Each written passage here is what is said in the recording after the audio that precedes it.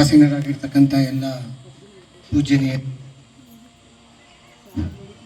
ನಾನು ಇಲ್ಲಿರೋ ಎಲ್ಲರಿಗಿಂತ ತುಂಬ ದೂರದಿಂದ ಬಂದಿದ್ದೀನಿ.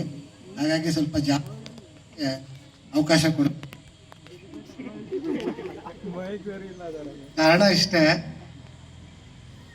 ನೀವೇನಾಗಿದ್ದೀರಾ, ಏನಾಗಬೇಕು, ಇದನ್ನೆಲ್ಲದನ್ನು ಎಲ್ಲ ಸರ್ಗಳು ಅವತ್ತು ಹೇಳ್ತಾ ಇದ್ರು. MEP ಸರ್ ಇವತ್ತು ಹೇಳಿದ್ದಾರೆ, ಇನ್ನು ಮುಂದೆನೂ ಫಂಕ್ಷನ್ ಮಾಡಿದ್ರೆ ಹೇಳ್ತಾನೆ ಇರ್ತಾರೆ. ಅದರಲ್ಲಿ ಯಾವ ಬದಲಾವಣೆಗಳು ಇಲ್ಲ.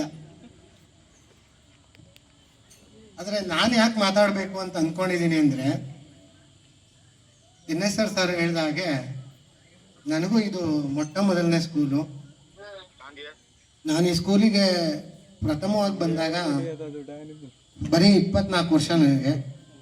ಇವತ್ತು 24 ವರ್ಷ ಸರ್ವಿಸ್ ಆಗಿದೆ ನನಗೆ. ಸೊ ಎರಡರಲ್ಲೂ ಅಂತರ ಏನಪ್ಪ ಅಂತ ಹೇಳಿದ್ರೆ, ನಾನು ನಿಜವಾಗ್ಲೂ 24 ವರ್ಷ ಸರ್ವಿಸಲ್ಲಿ ಈ ವೇದಿಕೆ ಮೇಲೆ ಕೂತಿರ್ತಕ್ಕಂಥ ಪ್ರತಿಯೊಬ್ಬ ಟೀಚರನ್ನು ಪಡೆದಿರ್ತಕ್ಕಂಥ ನೀವೇ ಧನ್ಯರು ಅಂತ ಹೇಳ್ತೀನಿ. ತುಂಬ ಸ್ಕೂಲ್ಗಳನ್ನು ನಾನು ಸರ್ವಿಸ್ ಮಾಡಿದ್ದೀನಿ. ನನಗೆ ನಾಲ್ಕನೇ ಕಾಲೇಜ್ ಇವಾಗ ನಾನು ಹೋಗಿರೋದು. ಬಟ್ಟು ನಿಮ್ಮ ಮೂಲಕ ಅವರಿಗೆ ನಾನು ಸಲ್ಲಿಸ್ತಾ ಇದ್ದೀನಿ.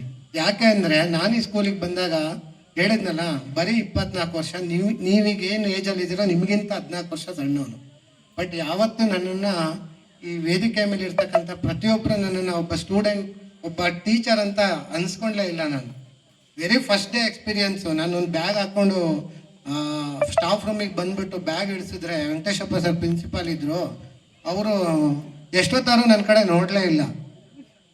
ಯಾಕೆ ಇವ್ರೇನು ನನ್ನ ಕಡೆ ನೋಡ್ತಾ ಇಲ್ಲ ಅಂತ ಕೇಳಿದ್ರೆ, ಅವ್ರು ಏನು ಅಂದ್ಕೊಂಡಿದ್ದಾರೆ ಅಂದರೆ, ನಾನು ಮೋಸ್ಟ್ಲಿ ಪೆನ್ ಮಾರಕ್ಕೆ ಬರ್ತೀನಲ್ಲ ಸ್ಕೂಲ್ಗಳಿಗೆ, ಅದು ಅಂತ ಅಂದ್ಕೊಂಡ್ಬಿಟ್ಟಿದ್ದಾರೆ. ಇವ್ರೇನು ನನ್ನ ಕಡೆ ನೋಡ್ತಾ ಇಲ್ಲ, ತಡಿಯಪ್ಪ ಬೆಲ್ ಹೊಡೀಲಿ, ತಡಿಯಪ್ಪ ಬೆಲ್ ಹೊಡೀಲಿ ಅಂತಾರೆ. ನಾನು ರಿಪೋರ್ಟ್ ಆಗಕ್ಕೆ ಬೆಲ್ ಹೊಡಿಬೇಕು ಅಂತ ಅಂದ್ಕೊಂಡಿದ್ದೆ.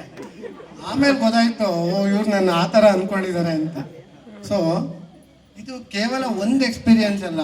ಈ ಸ್ಕೂಲಲ್ಲಿ ನಡೀತಕ್ಕಂಥ, ನೀವೆಲ್ಲರೂ ಸ್ಕೂಲಿಗೆ ಬರ್ತಾ ಇದ್ರಿ 9:30 10 ಗಂಟೆಗೆ ಬರ್ತಾ ಇದ್ರಿ, ಆಮೇಲೆ 4:15ಗೆಲ್ಲ ಹೋಗ್ಬಿಡ್ತಿದ್ರಿ. ನಾನು ಹಂಗಲ್ಲ, 9:30ಗೆ ಬಂದರೆ ನಾನು ಮನೆಗೆ ಹೋಗ್ತಾ ಇದ್ದಿದ್ದೆ ರಾತ್ರಿ 9:30ಗೆ. ಅಲ್ಲಿವರೆಗೂ ಈ ಸ್ಕೂಲಲ್ಲಿ ಇರ್ತಿದ್ದೆ. ನೀವು ಯಾರು ನಂಬೋದೇ ಇಲ್ಲ. 9:30ಗೆ ಕ್ಲಾಸಿಗೆ ಬರ್ತಿದ್ದೆ, 4 ಮದುವೆ ಆಗಿರಲಿಲ್ಲ. ಮದುವೆ ಆಗಿದ್ರೆ ಬಿಡ್ತಿರ್ಲಿಲ್ಲ ಬಿಡಿ. ನಮ್ಮ ಶ್ರೀಮತಿಯವರು ಬಂದಿದ್ದಾರೆ, ಹಾಗಾಗಿ ಜಾಸ್ತಿ ಮಾತಾಡೋಕ್ಕೂ ಆಗಲ್ಲ. ಸೊ 9:30ಗೆ ಬಂದರೆ 4 ಗಂಟೆಗೆಲ್ಲ ಇನ್ನೇನು ಲಾಸ್ಟ್ ಪೀರಿಯಡ್ ಬೆಲ್ ಹೊಡಿಬೇಕು. ಅವಾಗ ಆಲೆ ಊರಿನ ಹುಡುಗರೆಲ್ಲ ಬರೋರು, ಬ್ಯಾಟು ಬಾಲು ಎಲ್ಲ ಹಿಡ್ಕೊಂಡು. ನಾನು ಯಾವ ಕ್ಲಾಸ್ ರೂಮಲ್ಲಿ ಇರ್ತೀನಿ ಅದು ಎದುರುಗಡೆ ಬಂದ್ಬಿಟ್ಟು ಬಾಲ್ ತೋರಿಸೋರು, ಬನ್ನಿ ಸಾಕು ಬನ್ನಿ ಸಾಕು ಅಂತ. ಸೊ 4:15ಇಂದ ಮತ್ತೆ ಕ್ರಿಕೆಟ್ ಸ್ಟಾರ್ಟ್ ಆಗೋದು.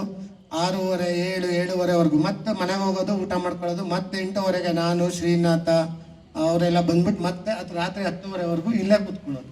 ಸೊ ಇದೊಂಥರ ರೊಟೀನ್ ಆಗ್ತಾಯಿತ್ತು. ಅದಕ್ಕೆ ಮ್ಯಾಕ್ಸಿಮಮ್ ನನ್ನ ಜೀವನದ ಭಾಳಷ್ಟು ಯೌವನವನ್ನು ಈ ಒಂದು ಸ್ಕೂಲು, ಈ ಫೀಲ್ಡಲ್ಲೇ ಕಳೆದ್ಬಿಟ್ಟೆ. ಕ್ರಿಕೆಟ್ ಟೀಮ್ ಮಾಡೋದು, ಆಮೇಲೆ ಮಧ್ಯಾಹ್ನ 1-12ವರೆಗೆಲ್ಲ ಪೀಡಿದ್ರೆ ಅದೆಲ್ಲೋ ಶೆರವು ಅಲ್ಲೆಲ್ಲೋ ಮ್ಯಾಚ್ ನಡೀತಾ ಇತ್ತು. ಹುಡುಗರು ಜಲ್ದಿ ಬೈಕ್ ತೊಗೊಂಬರೋದು, ಕೂಡಿಸ್ಕೊಳ್ಳೋದು, 4ನೇ ಪೀರಿಯಡ್ ಆಗೋದ್ರೊಳಗೆ ಮತ್ತೆ ಕರ್ಕೊಂಬಂದು ಬಿಡೋದು. MHP ಸರಿಗೆ ಗೊತ್ತೇ ಆಗ್ತಿರ್ಲಿಲ್ಲ ನಾನು ಕ್ರಿಕೆಟ್ ಆಡೋಕೆ ಹೋಗಿದ್ದು ಅಂತ, ಇಲ್ಲೆಲ್ಲ ಕ್ಲಾಸಲ್ಲಿ ಇರ್ತಿದ್ದು ಅಂತ ಅಂದ್ಕೊಳ್ಳೋರು.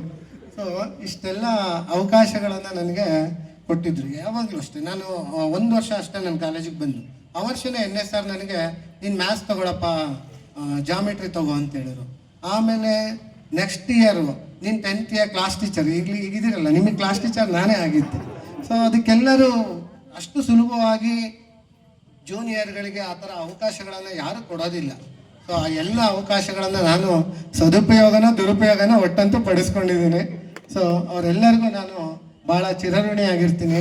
ಅದರಲ್ಲೂ ನಮ್ಮ GK ಸರು, ನನ್ನ ತುಂಬ ದೂರ ಇದೆಯಾ ನೀನು, ಒಬ್ಬನೇ ಇದೆಯಾ, ಬೇಡ ನಮ್ಮ ಮನೆ ಪಕ್ಕ ಬಾ ಅಂತ ಅವ್ರ ಮನೆ ಮುಂದ್ಗಡೆನೆ ರೂಮ್ ಮಾಡಿಕೊಡು, ಒಂದು ಮನೆ ಕೊಡ್ಸಿದ್ರು. ಅದೊಂಥರ ಬೇಜಾರಿತ್ತು ನನಗೆ, ಯಾವಾಗಲೂ ಇವ್ರು ಕಣ್ಗಾವಲಲ್ಲಿ CCTV ಥರ ಇರ್ತಾರೆ ಅಂತ.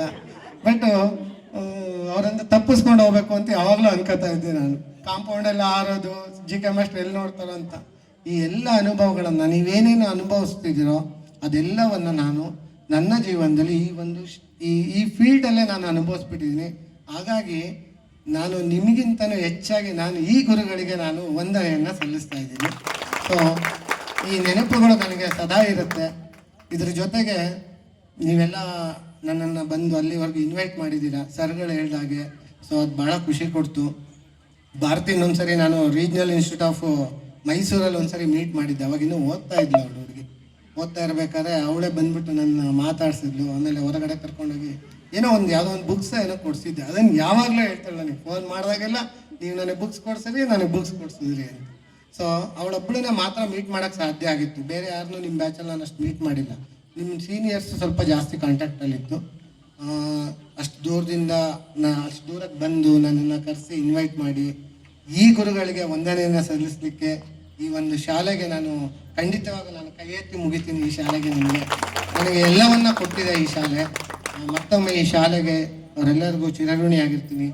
ನನ್ನನ್ನು ಕರೆಸಿರ್ತಕ್ಕಂಥ ನೀವೆಲ್ಲರೂ ಇನ್ನೂ ಜೀವನದಲ್ಲಿ ಉತ್ತಮವಾದ ಯಶಸ್ಸನ್ನು ಗಳಿಸಿ, ನಿಮ್ಮೆಲ್ಲರ ಪ್ರೀತಿ ಸದಾ ನಮ್ಮ ಮೇಲಿರಲಿ, ನಮ್ಮೆಲ್ಲರ ಆಶೀರ್ವಾದ ನಿಮ್ಮ ಮೇಲಿರುತ್ತೆ ಅಂತ ಹೇಳ್ತಾ ಅವಕಾಶ ಮಾಡಿಕೊಟ್ಟಿದ್ದಕ್ಕಾಗಿ ಧನ್ಯವಾದಗಳನ್ನ ಅರ್ಪಿಸ್ತಾ ಇದ್ದೀನಿ. ತುಂಬ ಧನ್ಯವಾದಗಳು ಸರ್. ನಿಮ್ಮ ಮಾತುಗಳು ನಮಗೆ ತುಂಬ ಪ್ರೇರಣೆ. ಈಗ MVS ಸರ್ ಮಾತಾಡ್ತಾರೆ.